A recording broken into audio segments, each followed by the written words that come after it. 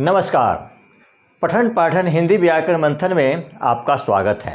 आइए आज हम चर्चा का विषय लेकर आए हैं शब्द के प्रकार। उत्पत्ति अथवा उद्गम के आधार पर शब्द के कितने भेद हैं उसके बारे में हम चर्चा करेंगे।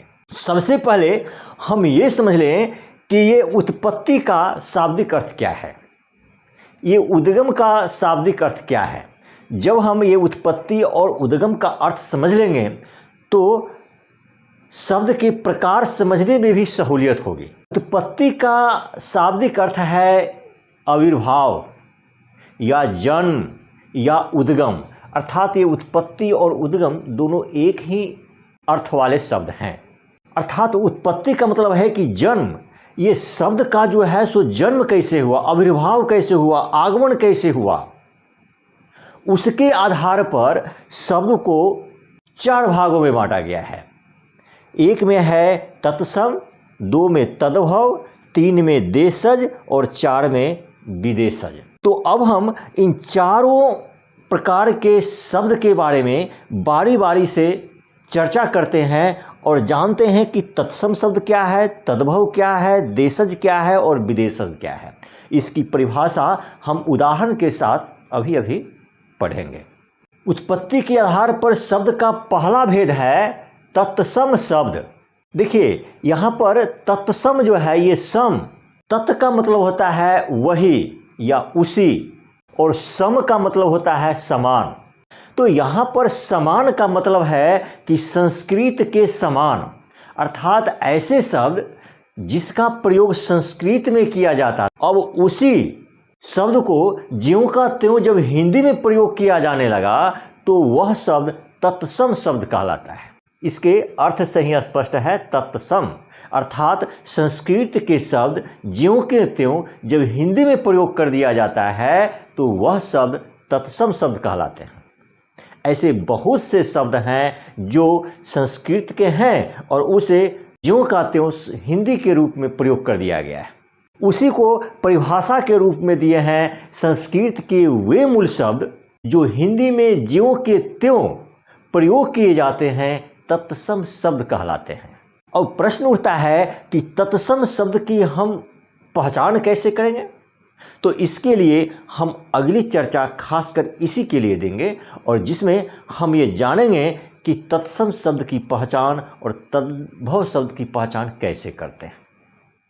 अभी हमें सिर्फ इतना जान लेना है कि तत्सम शब्द जो है वह संस्कृत के शब्द हैं और उसे ज्यों के त्यों हिंदी में प्रयोग किए जाते हैं। जैसे अग्नि, अग्नि भी बोलते हैं जिसका हिंदी रूप होता है आग, वो तद्भव रूप होता है। ये अग्नि, ये संस्कृत के शब्द हैं और इसको हिंदी में भी प्रयोग करते हैं, इसलिए अग्नि ये तत्सम शब्द है। आय ये संस्कृत के शब्द हैं, इसका प्रयोग हम हिंदी में भी करते हैं, इसीलिए आय यह एक तत्सम शब्द है। उसी तरह से साक, साक का मतलब होता है साग। इस साक, ये साक जो है यह संस्कृत का शब्द है और इस शब्द को हिंदी में भी ज्यों का त्यों प्रयोग किया जाता है, इसीलिए ये साक तत्सम शब्द कहलाएगा। उसी तरह से ये अश्व, अश्व ये संस्कृत के शब्द हैं। इसको जब हम हिंदी में ज्यों का त्यों प्रयोग करते हैं तो ये शब्द अश्व तत्सम शब्द कहलाता है। इस तरह से बहुत ऐसे शब्द हैं जो संस्कृत के हैं और उसे ज्यों के त्यों हिंदी में प्रयोग किए जाते हैं, इसीलिए वैसे शब्द को तत्सम शब्द कहते हैं। हमारे YouTube चैनल पठन पाठन हिंदी व्याकरण मंथन को लाइक करें, सब्सक्राइब करें एवं शेयर करें तथा नए वीडियोज के लिए बेल आइकन स्पर्श करें। अब उत्पत्ति के विचार से शब्द का दूसरा भेद है तद्भव। तद्भव, भव का मतलब है होना। क्या होना? वही जो संस्कृत का शब्द है उसे कुछ बदल करके उसका विकृत रूप जब हिंदी में प्रयोग कर दिया जाता है तो वह कहलाता है तद्भव। हम परिभाषा के रूप में देते हैं कि संस्कृत के वे शब्द जो हिंदी में विकृत कर यानी बदल कर प्रयोग किए जाते हैं तो वह तद्भव शब्द कहलाते हैं। जैसे ये अग्नि और आग, अग्नि ओ है और इसमें भी ओ है, इसमें भी गौ है, इसमें भी गौ है। अग्नि अग्नि करते करते लोग आग करने लगे तो वही अग्नि से आग जो हो गया, ये अग्नि तत्सम शब्द हो गया और ये आग जो है सो तद्भव हो गया। उसी तरह से देखिए आय, आय का मतलब होता है आमदनी। तो आय आय आय ये तत्सम शब्द है, ये संस्कृत के शब्द हैं और इसी का बदला हुआ रूप आय आय करते करते जब आमदनी करने लगे तो ये आमदनी जो है यह तद्भव रूप है। उसी तरह से ये साक, साक जो है संस्कृत के शब्द हैं और साक साक करते करते जब साग करने लगे तो साग का मतलब साग हो गया, अर्थात साक संस्कृत के शब्द है तो ये तत्सम हो गया। और इसी का बदला हुआ रूप ये भी सौ है और ये भी सौ है और कौ का उच्चारण गौ से करने लगा तो ये साग से साग हो गया, अर्थात साग जो है वह तद्भव शब्द है। कहने का मतलब ये हुआ कि संस्कृत के शब्द में कुछ परिवर्तन ला करके जब उसका उपयोग हम हिंदी के रूप में करने लगते हैं तो वही संस्कृत का बदला हुआ शब्द तद्भव शब्द कहलाता है। स्पष्ट है। अब उत्पत्ति के विचार से शब्द का तीसरा भेद है देशज शब्द। देशज, देशज का अर्थ से ही स्पष्ट है कि देश में ही जन्मा हुआ। जो का मतलब हुआ है जन्मा, अर्थात जन्म लिया हुआ, उत्पन्न हुआ। हम जहाँ रह रहे हैं वहीं पर बोलचाल के क्रम में उसका जन्म हुआ तो वह शब्द देशज शब्द कहलाता है। इसको हम परिभाषा के रूप में देते हैं कि अपने ही देश में बोलचाल के दरमियान गढ़े गए या जन्मे या उत्पन्न शब्द को देशज शब्द कहते हैं।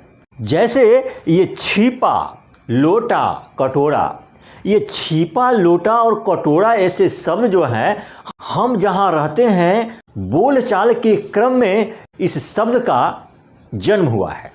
देशज भाषा है। देशज शब्द को यदि हम परिभाषा के रूप में देना चाहें तो दे सकते हैं कि अपने ही देश में बोलचाल के दरमियान गढ़े गए या जन्मे या उत्पन्न शब्द को देशज शब्द कहते हैं। अर्थात हम जहाँ रह रहे हैं वहीं पर हम लोग आपस में जो बातचीत करते हैं और बातचीत के क्रम में कोई शब्द को गढ़ लिए या उसका जन्म दे दिए तो वह शब्द देशज शब्द कहलाता है। ये देशज शब्द किसी संस्कृत की भाषा से या किसी अन्य भाषा से ली गई भाषा नहीं है, बल्कि हम बोलचाल करते हैं उसी के क्रम में इस शब्द का निर्माण हुआ। उत्पत्ति के विचार से शब्द का चौथा भेद है विदेशज। देखिए विदेश अर्थात दूसरे देश और जो का मतलब हुआ है जन्मा, अर्थात वह शब्द जिसका जन्म किसी दूसरे देश में हुआ और उस शब्द का प्रयोग जब हम अपनी भाषा में करने लगे तो वह शब्द विदेशज शब्द कहलाते हैं। क्यों? कि उसका जन्म हमारे परिवेश में नहीं हुआ, हमारी बोलचाल के क्रम में उसका गढ़ना नहीं हुआ, उसका जन्म या उत्पत्ति नहीं हुई, बल्कि किसी दूसरे देश में उसका जन्म हुआ और वे लोग जो हमारे यहाँ आए और उसका उच्चारण किए तो हम भी उस शब्द को अपनी भाषा में ले लिए और वह शब्द विदेशज शब्द कहलाने लगा। जैसे अफसोस, ये जो है सो हमारे परिवेश की भाषा नहीं है, हम जहाँ रह रहे हैं वहाँ की भाषा नहीं है, बल्कि ये अफसोस जो है या ये फारसी के शब्द हैं, ये विदेश की भाषा का शब्द है। इसीलिए अफसोस का प्रयोग जब हिंदी में करते हैं तो यह अफसोस विदेशज शब्द कहलाता है। उसी तरह से ये स्टेशन हमारे देश की भाषा का शब्द नहीं है, बल्कि ये विदेश की भाषा है, अर्थात इंग्लिश की भाषा है।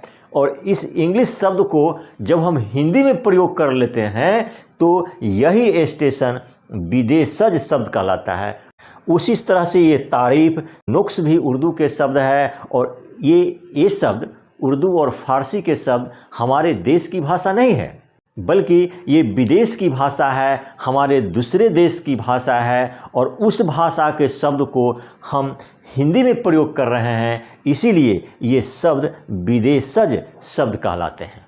आज का इतना ही, धन्यवाद।